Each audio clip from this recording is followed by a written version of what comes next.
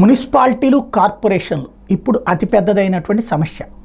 ఒక్క విజయవాడ విశాఖపట్నం తప్పించి ఏ మున్సిపాలిటీ ఏ కార్పొరేషన్లో కూడా డబ్బులు కట్టే పరిస్థితి లేదు. జీతాలు ఇప్పుడు పారిశుద్ధ్య కార్మికులకు జీతాలు ఇచ్చే పరిస్థితి కూడా లేదు.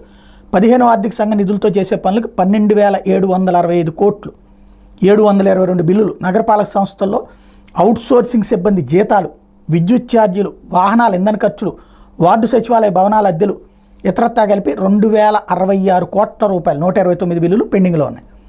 15వ ఆర్థిక సంఘం నిధులతో చేసిన పనులు 12,765 కోట్లు, ఇవన్నీ కలిపి 2,066 కోట్లు. రాష్ట్ర వ్యాప్తంగా ఉన్నటువంటి మున్సిపాలిటీల దగ్గర వీటి దగ్గర బకాయిలు ఉంటే కార్పొరేషన్ల దగ్గర 14,831 కోట్ల బిల్లులు పెండింగ్లో ఉన్నాయి.